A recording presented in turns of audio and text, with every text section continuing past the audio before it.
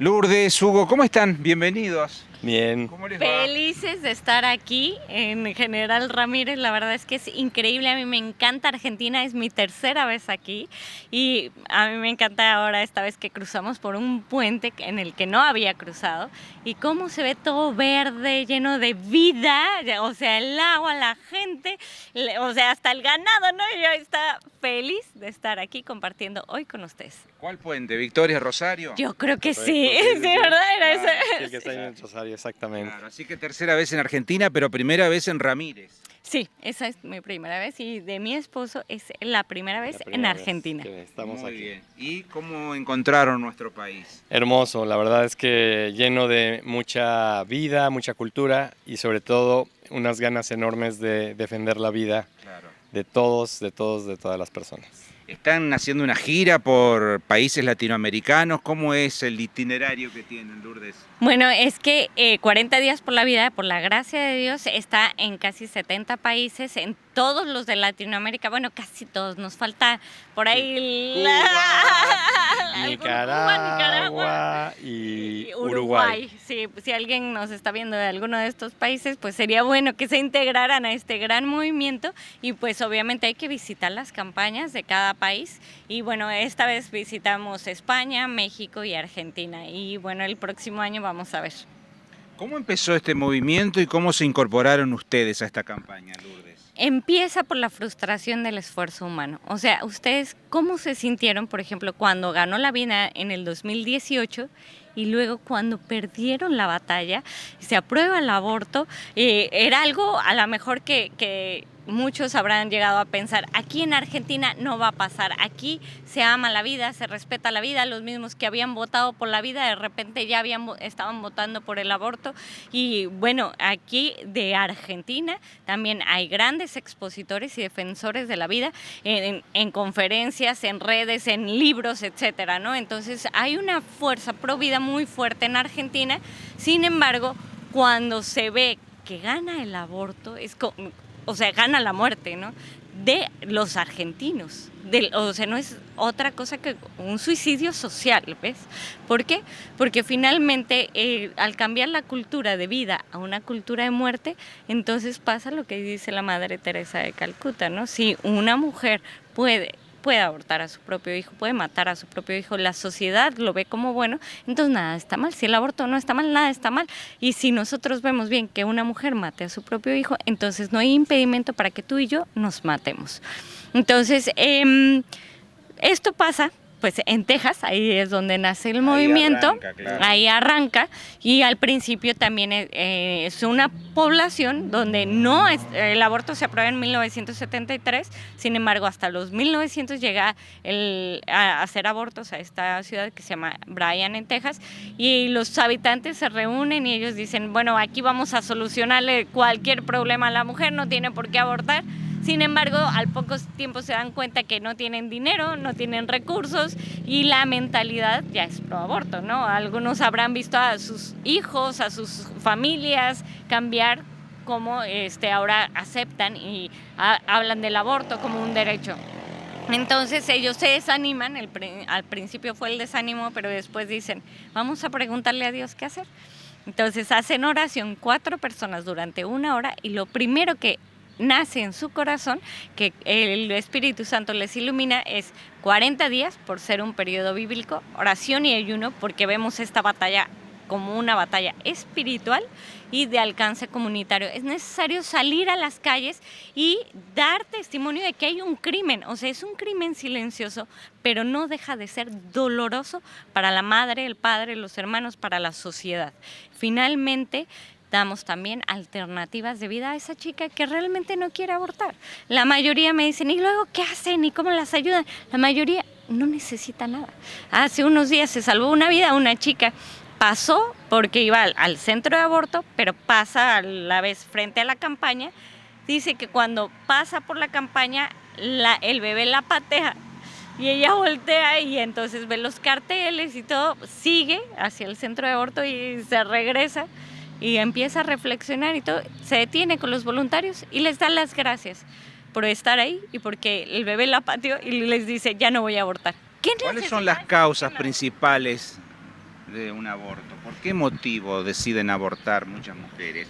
¿Porque quieren o porque consideran que no van a poder educar y criar a sus hijos? ¿Cuáles son las razones principales? La más común es la presión social.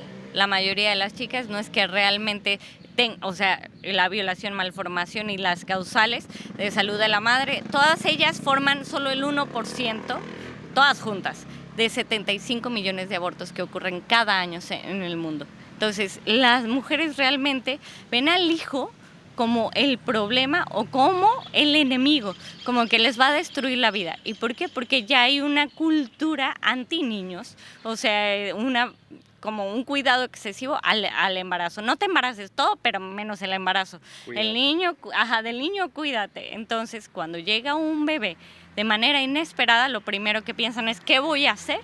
Y una falsa solución, el aborto.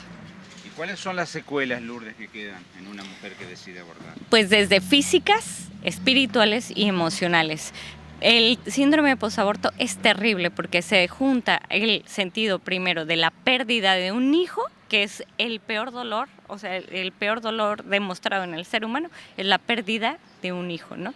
Y el siguiente es el sentido de hacer partícipe de un crimen que es precisamente el del propio hijo. Entonces la mujer sufre toda su vida. Y el papá también. Hace unos días un señor de 85 años llegó llorando después de una conferencia y me dijo, yo permití el aborto de mis gemelos hace más de 50 años. Dice, ya nos arrepentimos, nos confesamos, etcétera. Sin embargo, me sigue doliendo y a mi esposa igual. 75 millones de abortos se practican por año en el mundo. Así es, ¿sí? Y está ahí, lo pueden googlear si quieren. ¿De manera legal? De manera legal, porque ya es legal. O sea, y cada vez van por unas sentencias peores contra los niños. Ya está el infanticidio que ocurre, por ejemplo, en Canadá, Estados Unidos, China, Norte Corea. ¿Cómo se vinculan ustedes con esta campaña, Hugo? Pues, por supuesto, primero que nada, invitando a que la comunidad se integre. El movimiento consta de tres pilares: oración y ayuno, 40 días de vigilia pacífica y con integración comunitaria. O sea, nuestra misión no es ir a la Cámara de Diputados, claro, de pronto vamos a manifestarnos también allá, a la Cámara de Diputados, al Palacio de Gobierno, para exigir que no avancen estas leyes antivida. Pero en donde se comete el crimen del aborto no es ahí, es en el hospital público, es en la clínica abortiva, es frente en la farmacia donde se venden misoprostol, que es obviamente el químico con el que se llevan a cabo los abortos químicos antes de las 12 semanas. Ahí es donde necesitamos estar. Ahí es donde se nos está pidiendo que demos una respuesta y una respuesta asertiva también para la mujer. Porque nuestro enemigo, nosotros lo tenemos claro, no es ni la chica que va a abortar, ni la mamá que la lleva a abortar, porque también eso estamos viendo ahora, o el médico abortista o la enfermera, ni siquiera te diría los diputados o los gobiernos que promueven el aborto. Esto es una batalla espiritual y nosotros lo tenemos claro. Una batalla cultural, pero sobre todo una batalla espiritual. Y en una batalla espiritual nuestro enemigo no es la persona, nuestro enemigo es Satanás. Y así lo decimos de claro. Entonces, ¿cómo vamos a dar esta batalla? Con oración, ayuno, en comunidad, y así es como hemos visto cosas hermosas. La semana pasada el movimiento celebra 25,000 vidas salvadas desde que inició en 2004 a la fecha. 20 años del movimiento, desde su inicio en Bryan, Texas, en 2004, en México y en Iberoamérica, 10 años ya del movimiento y con cosas hermosas. Hemos visto centros de aborto cerrados. En Ciudad de México simplemente ya van 8 centros de aborto. Nosotros estuvimos frente a un centro de aborto donde nos decían los vecinos que los restos de los bebés los tiraban al camión de la basura, que iban chicas menores de edad a abortar sin el consentimiento de su madre o su padre, que iban chicas más de las 12 semanas que autoriza la ley para abortar y no habían logrado nada los vecinos. Llega una campaña de oración, ¿qué es lo que hicimos? Simplemente llegar, empezar a rezar.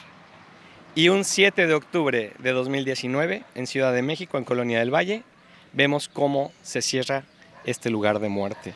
Para ir terminando, ¿conservan la esperanza, Lourdes, que se dé marcha atrás con las leyes aprobadas en diferentes países, entre ellos la Argentina? Pues mira, nuestra esperanza realmente no está en la justicia humana. Nunca vamos a encontrar realmente justicia humana y no vamos por una lucha contra las leyes. Nosotros queremos que el aborto sea impensable. Y si Cristo ganó desde la cruz, aun cuando veamos tanta muerte, estamos seguros de que la victoria ya está ganada en la cruz.